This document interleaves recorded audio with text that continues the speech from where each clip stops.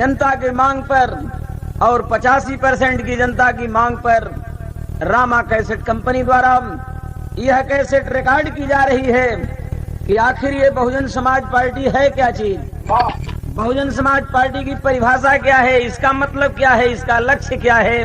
वाह, पूरे इतिहास को लेकर करके इस कैसेट के अंदर बताया गया है। भाव है 4 लाइन कवि का कि था अंधेरा यहाँ कालिमाले घिरा, कोई सूरज न था जो कि इसको मिटा दे, तड़पते गुलामी में भारत के बासी, कैसे कोई गुलशन में गुल को खिला दे।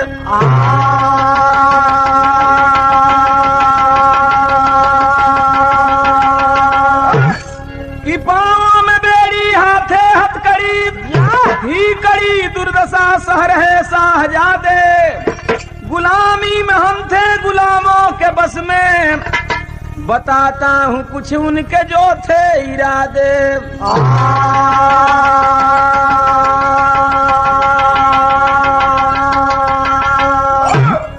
पहले किस तरीके की राजाओं की व्यवस्था थी, यहाँ कैसे विदेशी आए लूटते चले गए, और इसके लिए हमारे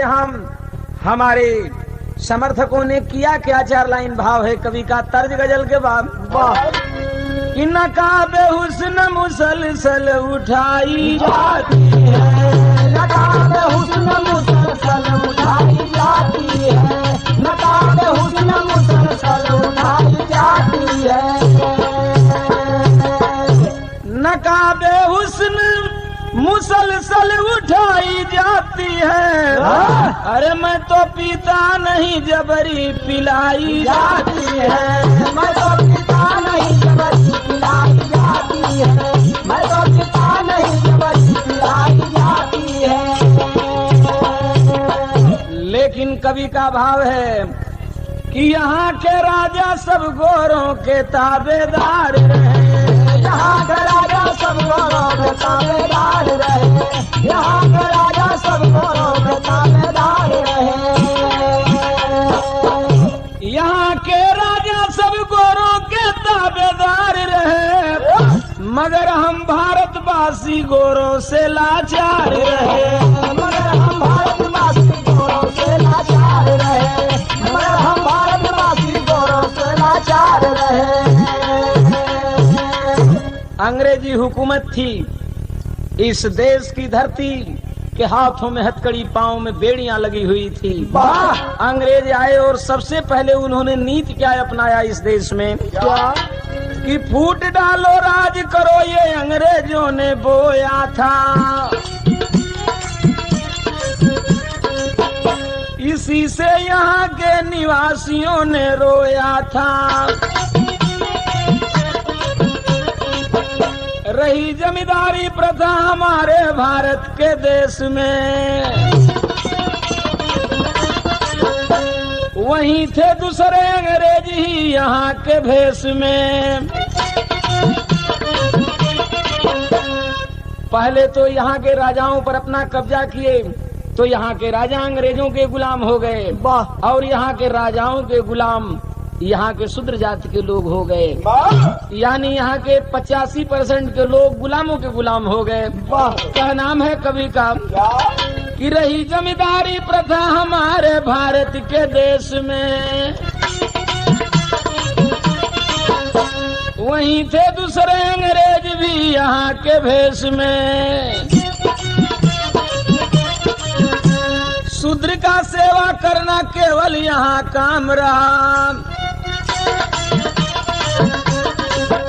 पीठ पर कोड़े का लगना यहाँ सम्मान रहा, हमारी इज्जत आबरू उनकी खिलवाड़ रही, कहरती भारत माता जुर्म से बीमार रही, किसी तरह से हम तो जी रहे मजबूरी में, हमारा ताजमहल बन रहा मजदूरी में, हमारा ताजमहल बन रहा मजदूरी में, हमारा ताजमहल बन रहा मजदूरी में। राजाओं को, जमींदारों को, जिनके बड़े बड़े फार्म थे, बड़े बड़े इलाके थे उनके बस में, उनको छोड़ करके यहाँ के तमाम लोगों को गुलामों की गुलामी सहना पड़ता था। और खास तौर से उस समय हमें सम्मान क्या मिलता था? तर्जबा कि कांचे कांचे बसावा कटावले रे मोरे आल्हर जोगिया, काचे बसावा कटावले रे मोरे आल्हर जोगिया, काचे काचे बसावा कटावले रे मोरे आल्हर जोगिया। कहीं कहीं ये तर्ज के लोग आवे, जाले छुआए ऊपर कोड़ा बरिसावे, जाले छुआए ऊपर कोड़ा बरिसावे, जाले छुआए ऊपर कोड़ा बरसावे। अरे छुअला पर कुछ न खाले हो जबर हली गुलामिया, छुअला पर कुछ न खाले हो जबर हली गुलामिया, छुअला पर कुछ न खाले हो जबर हली गुलामिया।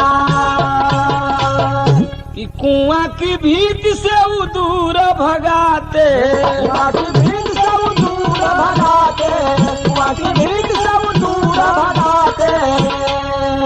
अब पिए बदे जल हम नदिया से पाते, पिए बदे जल हम नदिया से पाते, पिए बदे जल हम नदिया से पाते।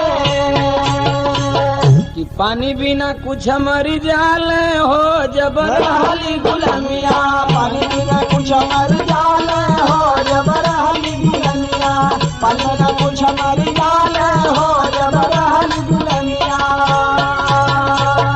कि बाबू साहब पंडित जी को होते अगुवाई, बाबू साहब पंडित जी का होते अगुवाई, बाबू साहब पंडित जी का होते अगुवाई। आयवते दुआर छोड़ दे बचार पाई, आवते दुआर छोड़ दे बचार पाई, आवते दुआर छोड़ दे बचार पाई। और अरे नहीं तो लाठी से पिटाले हो जबर हली गुलामिया, नहीं तो लाठी से पिटाले हो जबर हली गुलामिया, नहीं तो लाठी से पिटाले हो जबर हली गुलामिया। दरवाजा आपका है, चरपाई आपकी है।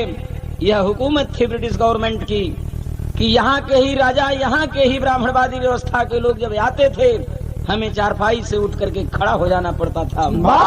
हमारा यही सम्मान था इस देश में। और हमें खाने के लिए क्या मिलता था हमारे बच्चों को? क्या तर्ज वही बाम कि ये गोटेदार लहंगा निकलूं जब डाल के, ये गोटेदार लहंगा निकलूं जब डाल के, ये गोटेदार लहंगा निकलूं जब डाल के। छुरियां चल जाए तेरी मतवाली चाल पे, छुरियां चल जाए तेरी मतवाली चाल पे, ये गोटेदार लहंगा निकलूं जब डाल के, ये गोटेदार लहंगा निकलूं जब डाल के, ये गोटेदार लहंगा निकलूं जब डाल के। लेकिन कुछ तो था हमारे पास नहीं उस समय शूद्रों के पास। खाने के लिए क्या मिलता था? क्या कि तरसेलन बेटा बेटी बजड़ा का भात बा, तरसेलन बेटा बेटी बजड़ा का भात बा, तरसेलन बेटा बेटी बजड़ा का भात बा। कि महुआ का रोटी पावे आवे जब रात बा, महुआ का रोटी पावे आवे जब रात बा, तरसेलन बेटा बेटी बजड़ा का भात बा, तरसेलन बेटा बेटी बजड़ा का भात बा, तरसेलन बेटा बेटी बजड़ा का भात बा। म्यूजिक बजेगा मास्टर। कि ना हमारी कोई जमीन रहली, ना कोई रोजगार बा, ना कोई रोजगार बा।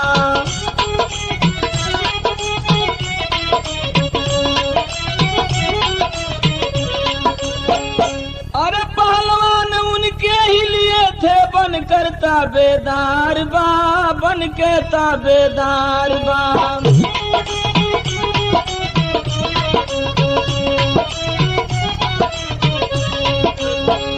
भूल गए हम की कितना हमारी औकात बा, तरसेलन बेटा बेटी बजरा का भात बा, तरसेलन बेटा बेटी बजरा का भात बा, तरसेलन बेटा बेटी बजरा का भात बा। भूल गए हम की अब कितना औकात बा, भूल गए हम की अब कितना औकात बा, तरसेलन बेटा बेटी बजरा का भात बा, तरसेलन बेटा बेटी बजरा का भात बा, तरसेलन बेटा बेटी बजरा का भात बा। पहनने के लिए हमारे लिए क्या था? क्या कि भगई बाप पैरे खातिर ना शरीर मोर ढकाइल बा, शरीर मोर ढकाइल बा।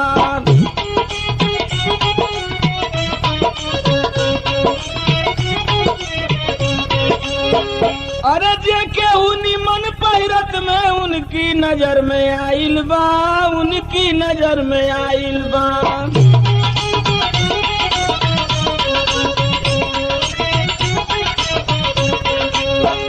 अरे लगावत बसान कई के रोड पर पिटात बा, तरसेलन बेटा बेटी बजरा का भात बा, तरसेलन बेटा बेटी बजरा का भात बा, तरसेलन बेटा बेटी बजरा का भात बा। लगावत बसान कई के रोड पर पिटात बा, लगावत बसान कई के रोड पर पिटात बा, तरसेलन बेटा बेटी बजरा का भात बा, तरसेलन बेटा बेटी बजरा का भात बा, तरसेलन बेटा बेटी बजरा का भात बा। अरे पढ़ल लिखल ना हमारी जिम्मे जन्म सिद्ध अधिकार बनल, जन्म सिद्ध अधिकार बनल।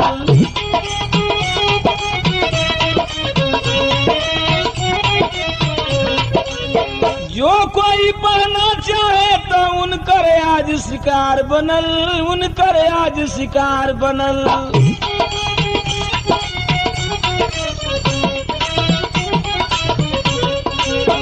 अरे जबरी मदरसा में नौआ कटात बा, तरसेलन बेटा बेटी बजरा का भात बा, तरसेलन बेटा बेटी बजरा का भात बा, तरसेलन बेटा बेटी बजरा का भात बा। जबरी मदरसा में नौआ कटात बा, जबरी मदरसा में नौआ कटात बा, तरसेलन बेटा बेटी बजरा का भात बा, तरसेलन बेटा बेटी बजरा का भात बा, तरसेलन बेटा बेटी बजरा का भात बा। अरे भैया, अगर हम पढ़ने जाते थे हमारा नाम काट दिया जाता था, अगर हम अच्छा पहनते थे डंडे बरसाए जाते थे, अगर हम उनका सम्मान नहीं करते, प्रणाम नहीं करते, हमारे पीठ से छाले उधेड़ लिए जाते थे। यह थी हमारे लोगों की हमारे ऊपर इस तरीके से जबरदस्ती। भाव है कवि का अगला तर्जुबा। अरे सैया सारी रात दाबेला कसाई की तरह, सैया सारी रात दाबेला कसाई की तरह, सैया सारी रात दाबेला कसाई की तरह। अरे हमके खाइल चाहे मलिक मलाई की तरह, सैया सारी रात दाबेला कसाई की तरह, सैया सारी रात दाबेला कसाई की तरह, सैया सारी रात दाबेला कसाई की तरह।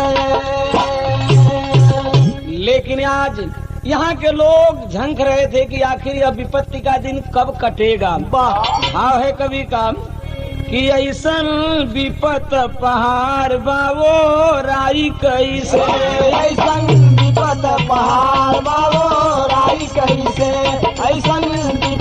पहाड़ बाबो राई कैसे।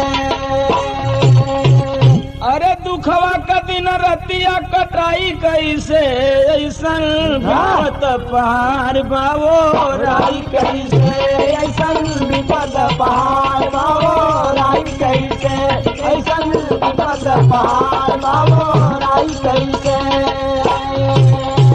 कि 1891 14 अप्रैल को आया है मसीहा धोने दलितों के मैल को।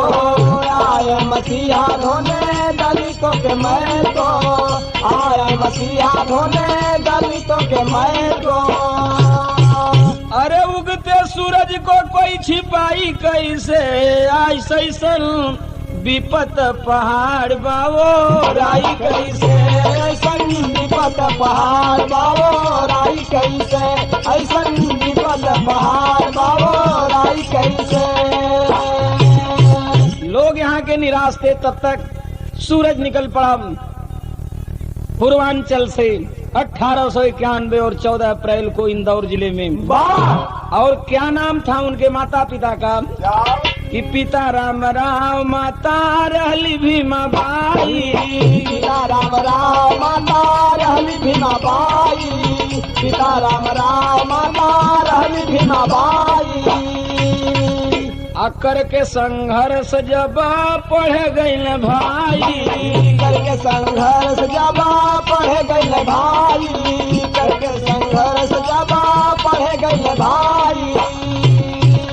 अरे सोचे उनके टाट पर बिठाई कैसे, ऐसन विपत पहाड़ बाबो राई कैसे, ऐसन विपद पहाड़ बाबो राई कैसे, ऐसन विपद पहाड़ बाबो राई कैसे। रामाराव बाप का नाम, माँ का नाम भीमाबाई। पैदा हुए 1891 14 अप्रैल को डॉक्टर भीमराव अंबेडकर। जब पढ़ने गए घोर संघर्ष ब्राह्मणवादियों के बीच में उनको करना पड़ा। जब पढ़ने गए स्कूल में नहीं बैठाते थे, टाट पर नहीं बैठने देते थे, स्कूल से बाहर होकर के वो पढ़ा करते थे। और जब प्यास लगती थी तो हैंड पाइप का पानी पीना दूर, उन्हें छूने नहीं दिया जाता था। लेकिन पढ़ लिख करके संघर्ष करके वो कितने विद्वान बने। एक लाइन में भाव है कवि का, अरे दुनिया का छठवां विद्वान कहलाए, दुनिया का छठवां विद्वान कहलाए, दुनिया का छठवां विद्वान कहलाए। नंबर 1 भारत देशवा में पाए, नंबर 1 भारत देशवा में पाए, नंबर 1 भारत देशवा में पाए। अरे उनकी चरनिया गपाई कैसे, ऐसन विपत पहाड़ बाबो राई कैसे, ऐसन विपद पहाड़ बाबो राई कैसे, ऐसन विपद पहाड़ बाबो राई कैसे। साथियों, वो दुनिया के नंबर 6 के विद्वान थे, 6वें नंबर के विद्वान थे। और इस धरती, हिंदुस्तान की धरती के पहले नंबर के विद्वान थे। लेकिन आपको मैंने बताया उस समय ब्रिटिश हुकूमत थी, ब्रिटिश पार्लियामेंट चलती थी और आजादी के नारे बुलंद थे। क्रांतिकारियों ने ऐलान कर रखा था कि अंग्रेजों भारत देश छोड़ करके लंदन जाओ। तो भाव है कवि का कि बजा देश में आजादी का जबकि यहाँ नगाड़ा है, अरे इनकलाब का नारा है, इनकलाब का नारा है, इनकलाब का नारा है, इनकलाब का नारा है। अरे राजदेव सुखदेव भगत आदि फांसी पर झूल गए, मरने जीने का दरवाजा देशभक्ति में खुल गए। कई न पाया नावा जबले 85 का नाराज होई देशवा में, मुहवा न देखब कैसन हमारे भावना। पैदल सहारा बाटे घूमी घूमी कहे आज, लगल जुटावे अब जन समर्थनवा।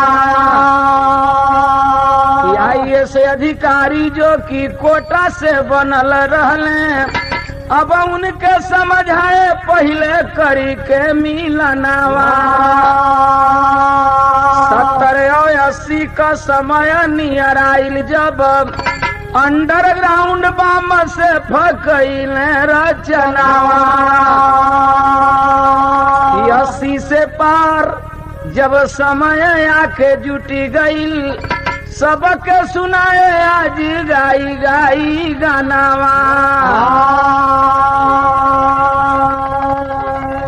60 और 70 के बीच उन्होंने जिहाद छोड़ा 70 और 80 के बीच में उन्होंने आईएएस अधिकारियों से मुलाकात किया शेड्यूल कास्ट के और कहा कि ये कलेक्टरों आखिर कलेक्टर की कुर्सी पर बैठे हो यह कौन दिया है बाबा साहब अगर न रहते तो शायद ये कलेक्टर की कुर्सी तुम्हें नसीब नहीं होती लेकिन तुमने क्या बाबा साहब के लिए दिया है बात समझ में आ गई आईएएस रैंक के अधिकारियों को और शेड्यूल कास्ट के अधिकारियों ने उसी समय बम सेफ की रचना किया कि हम रुपया देंगे दिमाग देंगे लीडर तैयार हो इस बात को बतियाने के लिए देश में आखिर बम सेफ के राष्ट्रीय अध्यक्ष भी कांसीराम बन गए और जब 80 से पार समय किया तो किए क्या साथियों क्या उन्होंने साइकिल से घूम घूम करके लोगों को बताना शुरू किया कि आखिर आज नौकरी कर रहे हो आज रोजगार कर रहे हो आज पढ़ रहे हो आज लिख रहे हो आज तमाम चौकियों पर मंचों पर खड़ा होकर बोल रहे हो अधिकारों की मांग कर रहे हो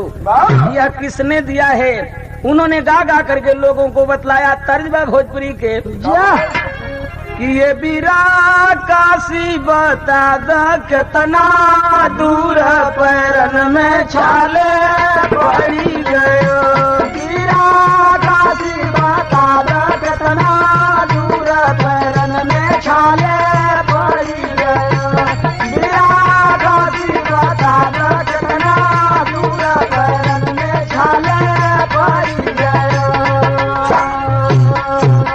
उन्होंने कहा कि यही तुम भी गीत गाओ 85 वाले कि धन्य 14 अप्रैल हमार साहेब जी अवतार लिए धन्य 14 अप्रैल हमार साहेब जी अवतार लिए धन्य 14 अप्रैल हमार साहेब जी अवतार लिए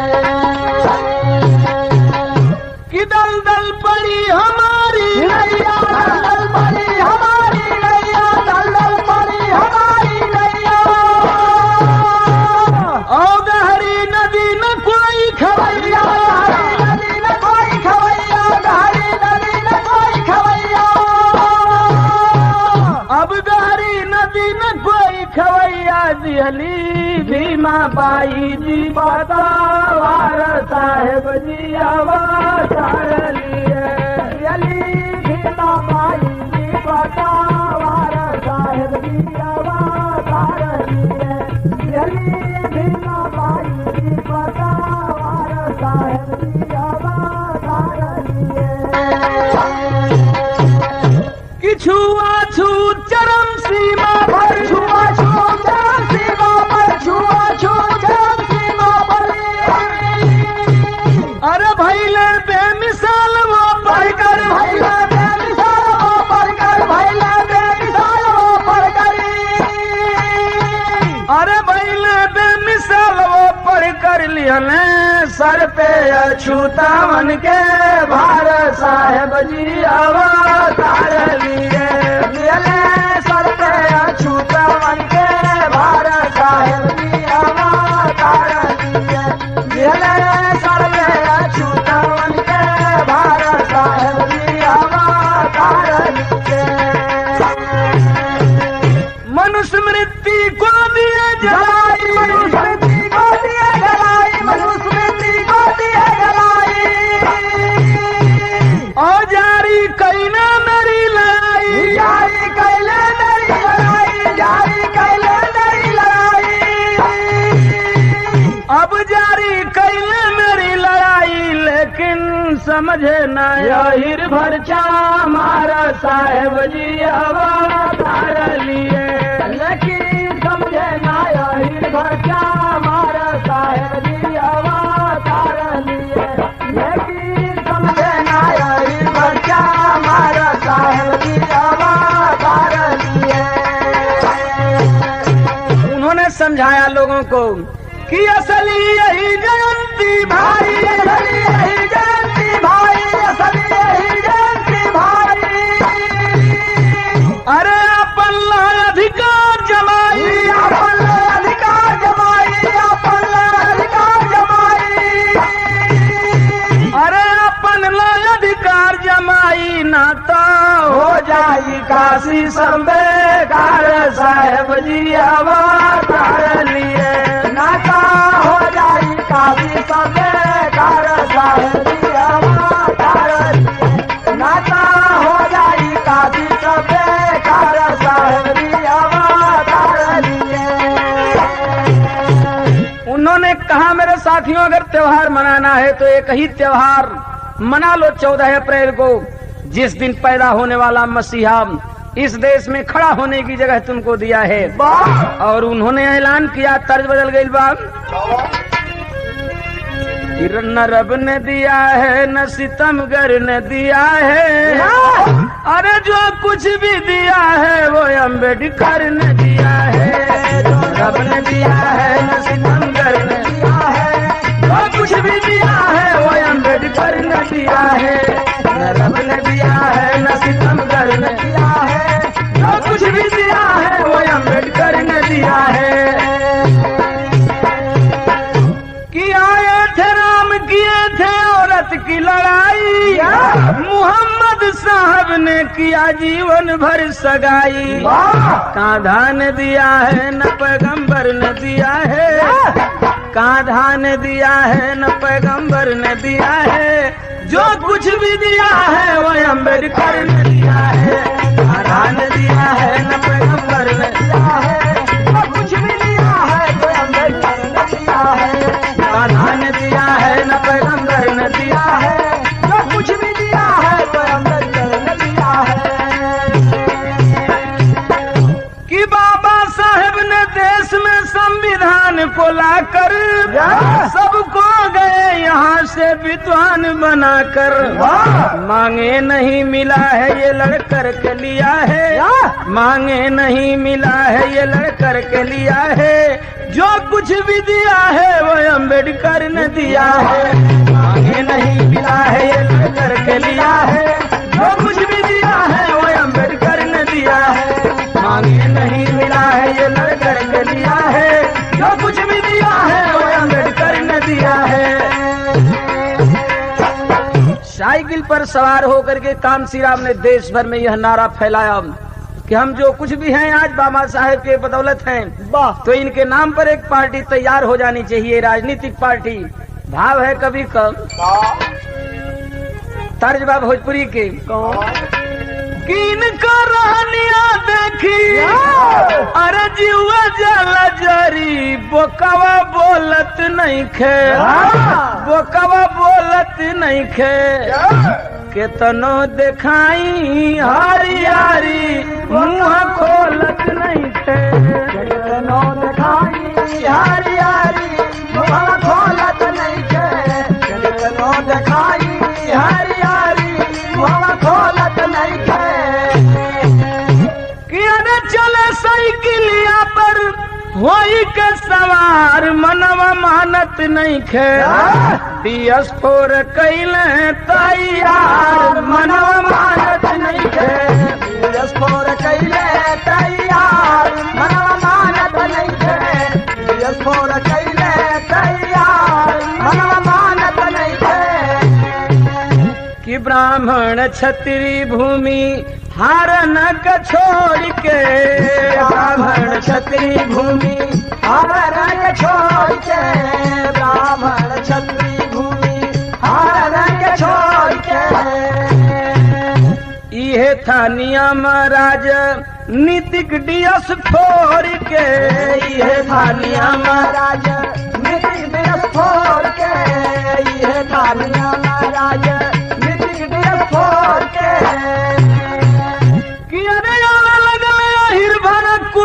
चमार मनवा मानत नहीं खे, कारवा चल ललकार मनवा मानत नहीं खे, कारवा चल ललकार मनवा मानत नहीं खे, कारवा चल ललकार मनवा मानत नहीं खे। के मिशन के चलौल कांसी राम जी, बाबा के मिशन के लौले कांची राम जी, बाबा के मिशन के लौले कांची राम जी। साहब जुट गईल सब लोगवन के नाम जी, साहब जुट गई सब लोगवन के नाम जी, साहब जुट गई सब लोगवन के नाम जी। और पकड़ मिशन आज धई कर फतार, मनवा मानत नहीं खे नाम बदलाइल अब की बार, मनवा मानत नहीं खे बदलाई अब की बार, मनवा मानत नहीं थे, नाम बदलाई अब की बार, मनवा मानत नहीं थे। 80 के बाद उन्होंने 83-84 में DS4 रखा नाम बाबा साहेब के मिशन का, लेकिन आगे चल करके 88-89 में इस दल का नाम बहुजन समाज पार्टी हो गया। 85% का यह मिशन तैयार हुआ। एक तरफ संस्था बनी, दूसरे तरफ राजनीतिक पार्टी बहुजन समाज पार्टी बनी।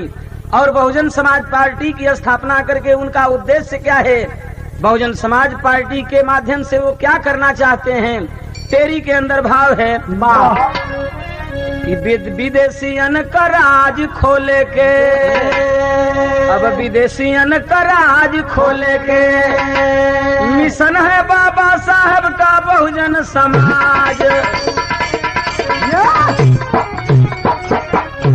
अरे बीएसपी पार्टी भैली तैयार यार ये भारत में, कांसी राम जे करवाने सरदार यार ये भारत में, कांची राम जय करवाने सरदार यार ये भारत में, कांची राम जय करवाने सरदार यार ये भारत में। अरे बाम से फमनी और माइंड से चलावे, बीएसपी के लोग घूमी घूमी समझावे, 85 का बन जाई सरकार यार ये भारत में, अब बहुजन के सब मिल जाई अधिकार यार ये भारत में, बहुजन के सब मिल जाई अधिकार वाले भारत में, बहुजन के सब मिल जाई अधिकार यार ये भारत में। लेकिन बहुजन समाज पार्टी तो तैयार हो गई मिशन के रूप में, राजनीतिक दल के रूप में, लेकिन हम क्या करेंगे, बाबा साहेब के सपना को साकार करना, यही बहुजन समाज पार्टी की परिभाषा हुआ करती है। एक लाइन आला में कवि भाव दिलन, सवाल वो कैसेट में दिले हैं, जवाब ये कैसेट में देते हैं। बचपन के दिना भैया जहाँ रखिया के दिहले जनवा से मार, आ वही सपना के अब साकार करे खातिर भैया, वही सपना के अब साकार करे खातिर भैया, वही सपना के अब साकार करे खातिर भैया। बहुजन समाज पार्टी भैली तैयार, अतवले न देश में तू हिस्सा अपन पैबे भैया, अतवले न देश में तू हिस्सा अपन पैबे भैया, अतवले न देश में तू हिस्सा अपन पैबे भैया। अरे जवले न सत्ता में तू होइबे भागीदार, जब होई गई है ब्राह्मण बादियन कद सवा भैया, जब होई गई है ब्राह्मण बादियन कद सवा भैया, जब होई गई है ब्राह्मण बादियन कद सवा भैया। देई के जहर दी है जनवा से मार, मंदिर बनवाई है और मस्जिद गिरई है भैया, मंदिर बनवाई है और मस्जिद गिरई है भैया, मंदिर बनवाई है और मस्जिद गिरई है भैया। संविधान बाबा कहो जई है बेकार, हथवा से मौका यदि भाई निकल जाई, हथवा से मौका यदि भाई निकल जाई, हथवा से मौका यदि भाई निकल जाई। हाथ माली माली रही जई बलचार। बहुजन समाज पार्टी का मतलब है आपको आपका हिस्सा दिलवाना है, और जब तक इस पार्टी का आप मतलब नहीं समझे थे, आप कुछ भी किया करते थे मेरे साथी, लेकिन आज बहुजन समाज का मतलब 85% से है, न कि चमार से है, और बाबा के सपने को साकार करना यही बहुजन समाज मिशन का है और बहुजन समाज पार्टी राजनीतिक दल का उद्देश्य है। तो आखिरी में कहनाम है यहाँ के लोगों से कि बहुजन समाज क्या है भाई, अरे दिहली तोहरा का समझाई 85 का परनवा समझ ला मितऊ, 85 का परनवा समझ ला मितऊ, 85 का परनवा समझ ला मितऊ। समझ लीजिए कि शरीर 85% के लोगों का अलग अलग है, लेकिन दिल है यह बहुजन समाज पार्टी जो तमाम 85% के लोगों के लिए एक है। कहना है कभी का कि बहुजन समाज क्या है भाई, दिहली तोहरा के समझाई 85 का परनवा समझ ला मितऊ, 85 का परनवा समझ ला मितऊ, 85 का परनवा समझ ला मितऊ। अरे हिंदू होकर तोहरे अंदर ना बा हिंदू आई, हिंदू होकर तोहरे अंदर ना बा हिंदू आई, हिंदू होकर तोहरे अंदर ना बा हिंदू आई। अरे घृणा करेलन ब्राह्मण बाती जालन तो से छुआई ना रही है ऐसन विधानवा समझ ला मितऊ, ना रही है ऐसन विधानवा समझ ला मितऊ, ना रही है ऐसन विधानवा समझ ला मितऊ। राजनीति में कांशीराम बहुजन समाज दिए बनाई, जबले सत्ता में न हिस्सा ले हमारे भाई तबले सुखी चमनवा समझ ला मितऊ, तबले सुखी चमनवा समझ ला मितऊ, तबले सुखी चमनवा समझ ला मितऊ। राजनीति में कांशीराम बहुजन समाज दिए बनाई कि जबले सत्ता में न हिस्सा ले हमारे भाई तबले सुखी चमनवा समझ ला मितऊ, तबले सुखी चमनवा समझ ला मितऊ, तबले सुखी चमनवा समझ ला मितऊ। अरे आइल चुनाव साथी हमरे, अरे हाथी पर मुहर लगाव, कांशीराम को दिल्ली की गद्दी पर आज बिठावाई है काशीनाथ का गानवा समझ ला मितऊ, यह काशीनाथ का गानवा समझ ला मितऊ, यह काशीनाथ का गानवा समझ ला मितऊ,